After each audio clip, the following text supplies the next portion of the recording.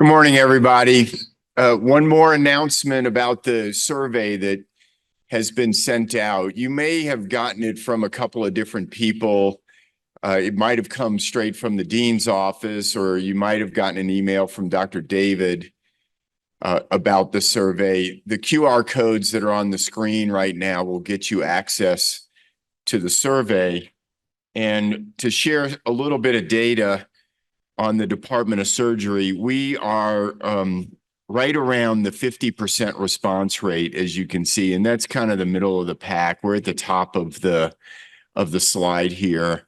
And then you can see that there are several departments that are in the green, like family medicine, pathology, and radiation oncology are all in the green, meaning they've met their targets.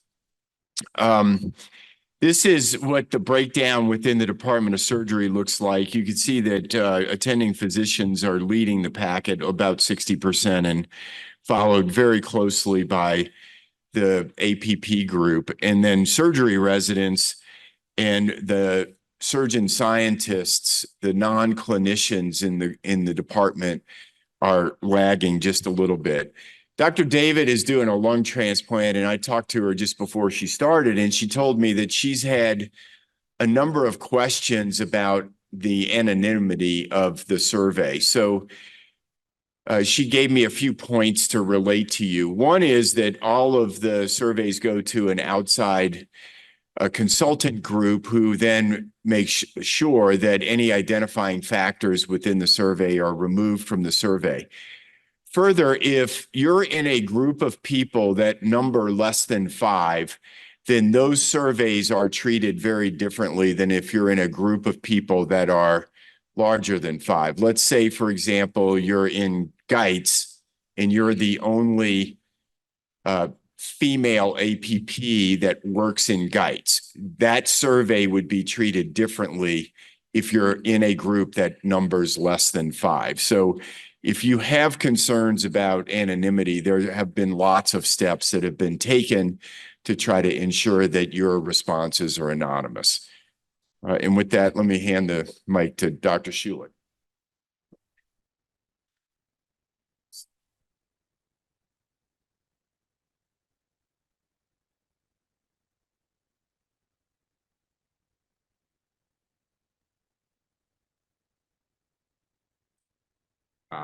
Well, why don't you go ahead? All right. Good morning, everyone. I hope those of you who ski and snowboard got to enjoy a typical Colorado winter weekend. So we have 2 talks this morning. The first is partnering with patients to support sexual health during breast cancer treatment. This will be given by Dr. Sarah Tevis, who's an associate professor in the surgical oncology division. Her CV, at least initially, is pretty straightforward. Undergraduate, medical school, and general surgery residency at University of Wisconsin.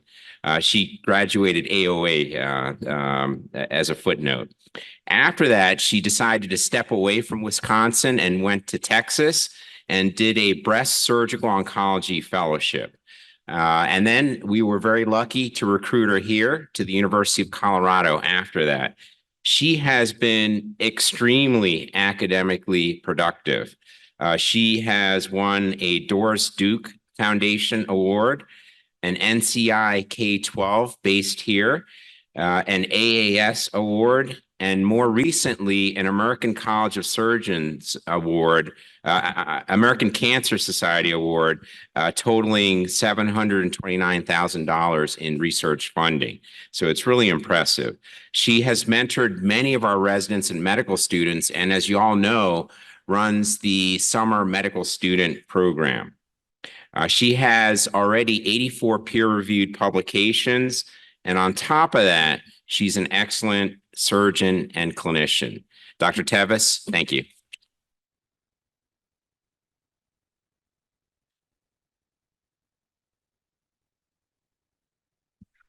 Thank you, Dr. Schulich, for that introduction and for the opportunity to present today. Good morning, everyone. My only disclosures are my research funding, which are listed here. There's a few things that I hope you take away from my talk this morning. The first is that the treatment we use to treat breast cancer pretty dramatically impacts our patients' quality of life. And today I'm going to specifically talk about how it impacts sexual health. The second thing is that patients can be very powerful partners when we're trying to identify gaps in patient education or areas where we could better support our patients.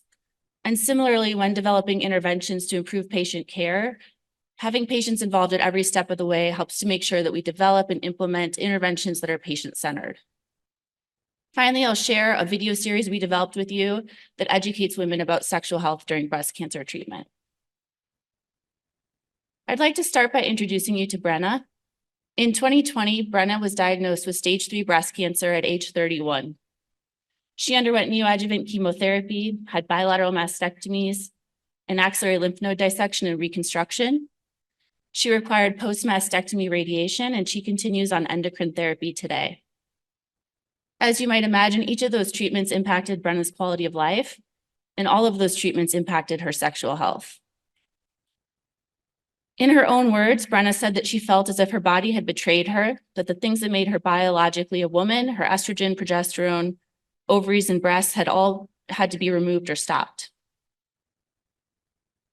Unfortunately, Brenna's story is not unique. Most of our patients require multimodal treatment to treat their breast cancer, and each of these treatments impacts quality of life.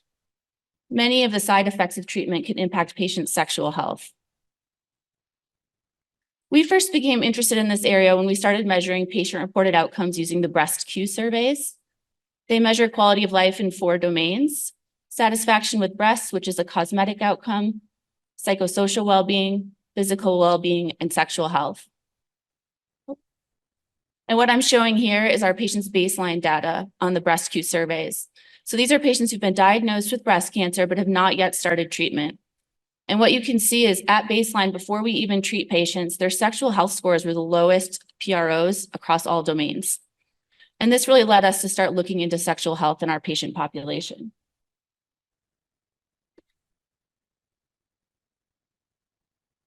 The NCI reports that up to 100% of women with breast cancer are impacted in terms of sexual health during treatment. Few women, less than 30%, received any education about sexual health. And this is in contrast to men with prostate cancer, where 80% of them received education about sexual health during treatment. Importantly, women don't like bringing this topic up to their clinical teams. They prefer that we raise this topic and talk to them about sexual health. Dr. Nguyen started our research by asking women about what types of symptoms they were having during treatment. You can see that more than 90% of women experienced at least one side effect in relation to their sexual health. The most common side effects were decreased desire, vaginal dryness, and fatigue. She also asked women when they would want more information about sexual health, and most women wanted that information early.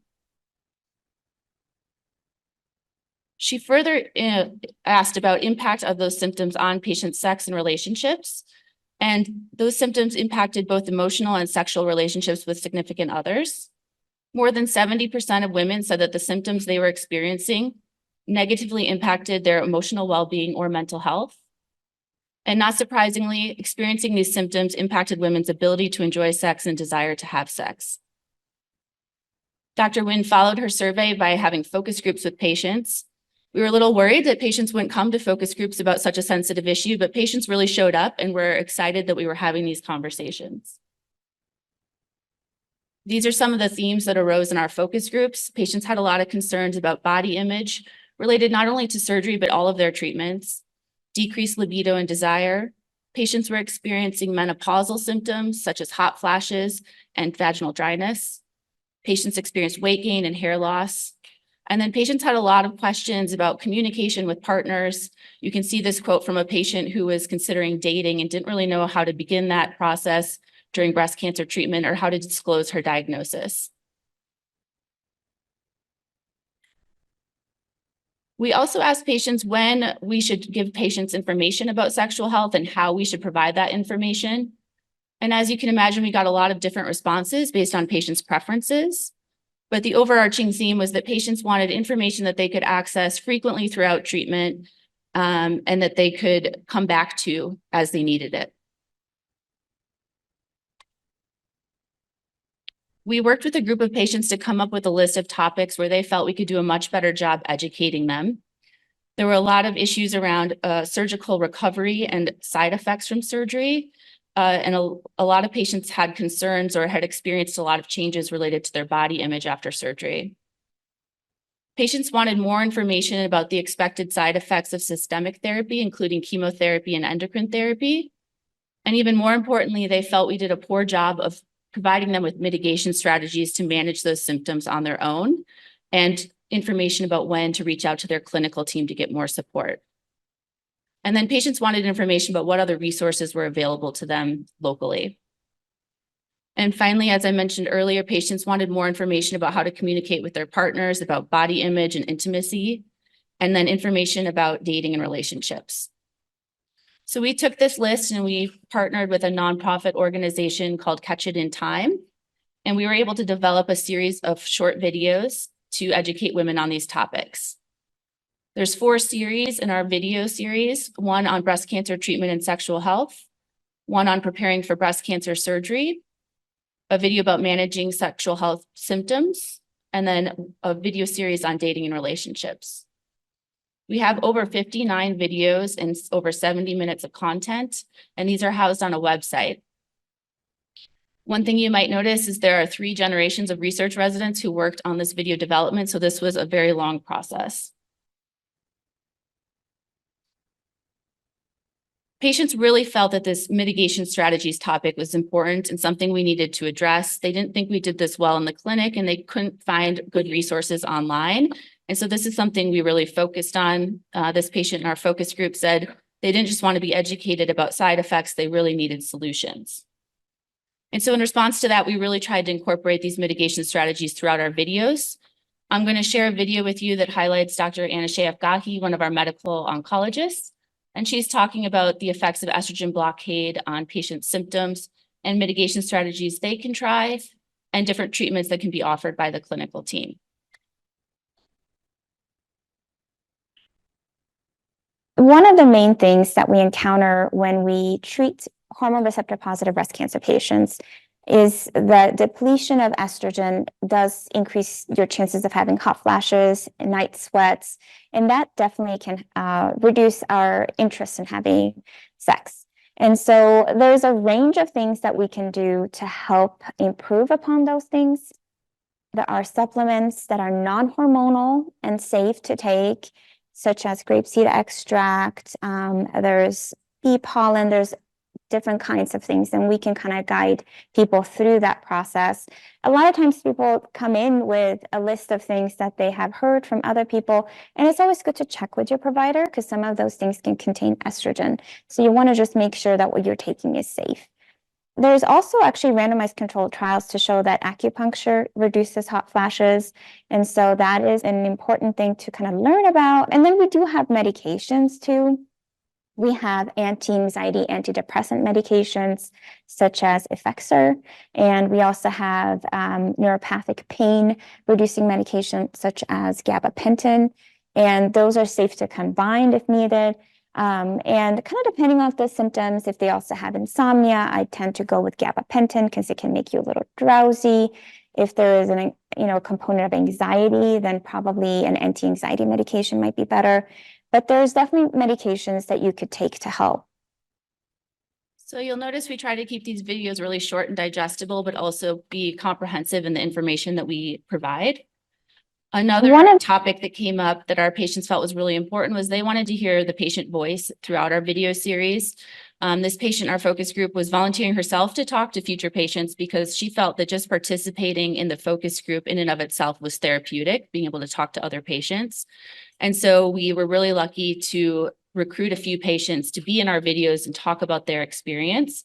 The next video highlights my patient Brenna, who I introduced to you at the beginning of the talk. And she's discussing her experience and her communication with her husband throughout treatment.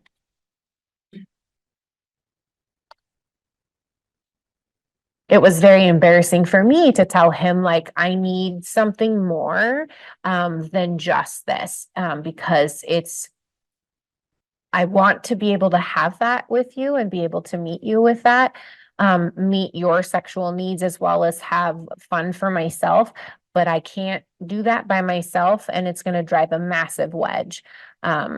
And it does. And I've listened to other women talk about how it's driven massive wedges between their spouses because sex is no longer what it used to be. So just like all the body changes, we have to then shift how we have sexual relations.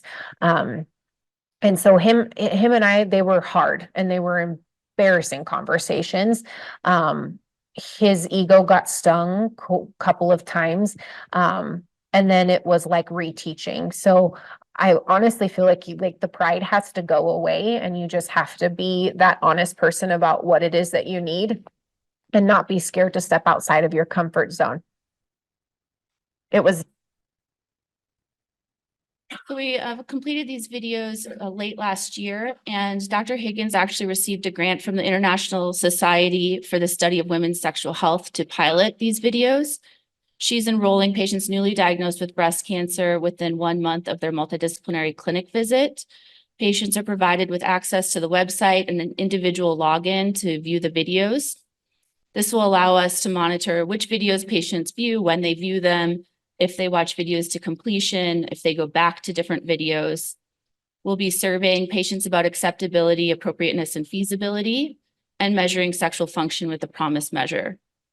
At the end of 6 months, Dr. Higgins will perform qualitative interviews with our patients and further try to understand what types of symptoms they experienced, if they used any of the mitigation strategies we provided or any other supportive services, and then really evaluate how the videos impacted their beliefs and their relationships, not only with their significant other, but also with their clinical healthcare team. This has been a really long process, and we've learned a lot of lessons that I wanted to share with you. The first was to be flexible and open. We didn't start measuring patient reported outcomes with the intention of becoming sexual health researchers, but we noticed something interesting in our data, and we talked to patients who told us this was really important. And so we decided to pursue this as a line of our research. Because we weren't experts in sexual health, we really leveraged a multidisciplinary team. This consisted of psychiatrists, psychologists, medical oncologists, OB-GYNs, and others who are experts in sexual health, to make sure we were asking the right questions and providing really good content in our education. As I mentioned, this video series took a very long time. I think it's been over 4 years from the time we started surveying patients about their sexual health. But I think it's really paid off because we've iteratively developed these videos to make sure that they were what patients needed. Partnering with our patients was the most important part of this work. They were with us every step of the way and have been really engaged partners. And then the last thing we learned was how to promote our work. We started out being interviewed for a blog post through the Cancer Center. And through that, we got some online interest. We did other blogs, other online news articles, and some podcasts. And Brenna was actually recently highlighted in a Washington Post article, really calling attention to the need to discuss sexual health for cancer patients. Because of all that media attention, Dr. Wynn's original article was actually the top altmetric article published in 2022 in Annals of Surgical Oncology. For those of you who don't know, the altmetric score is really an early indicator of an article's potential impact. It looks at media coverage of the article. And so her article scored much higher than the other top 10 articles, as you can see. We're hoping to leverage this media interest as we look forward to disseminating and implementing these videos more broadly. So in the future, we'll continue our pilot study. We plan to enroll at least 30 patients. We hope that will provide data for a funding application for type 1 hybrid effectiveness trial. That would allow us to further evaluate the video's impact on patient sexual health. Again, we'll perform qualitative interviews to understand how the videos impact patients. And this will allow us to also assess contextual strategies and implementation strategies as we think about disseminating these videos more broadly. We're currently performing a multi-site study looking at clinician perspectives about discussing sexual health during breast cancer treatment. We're hoping this will allow us to identify barriers and facilitators so we can develop some resources for clinicians and clinical teams to bring up this topic more often with patients. And then finally, we're developing a sexual health program in the breast center. This will be an APP-run clinic where patients can be seen if they're having sexual health symptoms. They can get prescriptions as needed. We can perform pelvic exams to evaluate for different side effects of treatment. and we can refer to other supportive services on campus, such as pelvic floor PT and psycho-oncology. I'd like to thank our patients first and foremost, because I don't think we could have done or developed this video series without them. We've had a really great research team that's worked on this for a number of years. And then my multidisciplinary sexual health team, who's been meeting monthly for the duration of all this work. And then finally, Catch It in Time has been a really great nonprofit that we've worked with, and they've really been committed to making sure these videos were the best they could be for patients. And so they've done a lot more iterative development than I think any regular production company would have done for us. I'd be happy to take any questions.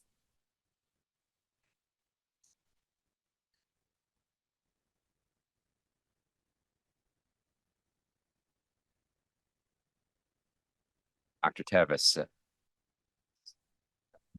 So excellent work. And, you know, it's probably not evident to everyone, but this is masterful coordination of a lot of people over a significant period of time.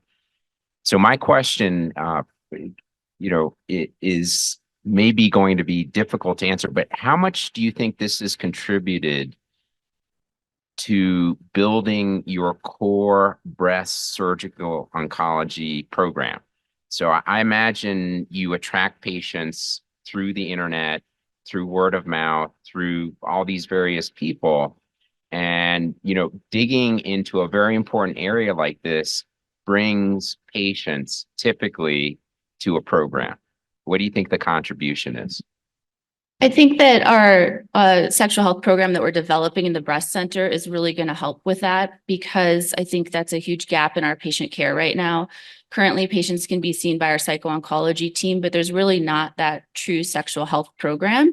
And so I think that will not only bring in patients and all the media attention that we've received, I think helps bring in patients, but I think it'll help our patients get, you know, their full cohort of care here. We won't be sending them out into the community for those services. And so I don't know that I can quantify kind of what the media attention and online presence has done, but it's definitely something that we hear patients talk about.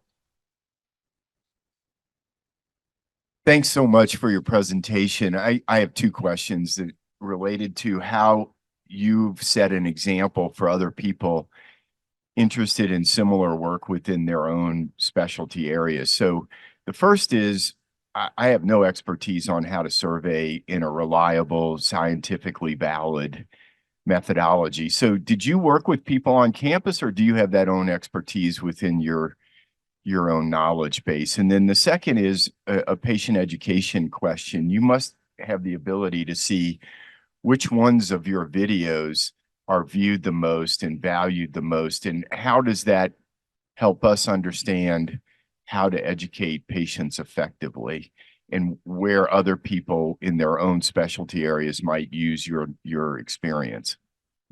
Yeah, so I think in terms of your first question, we looked at a variety of validated surveys for our initial survey work.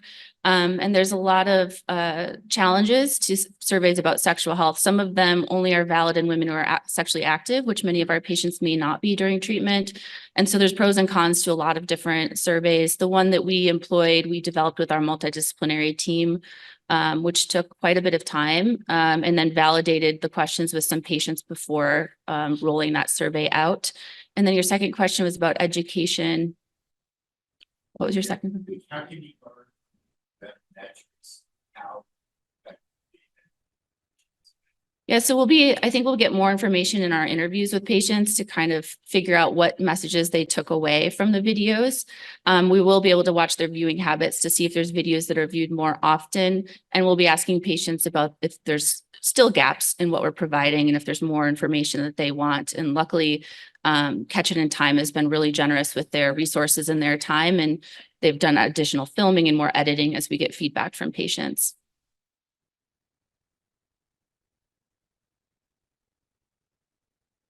Thanks.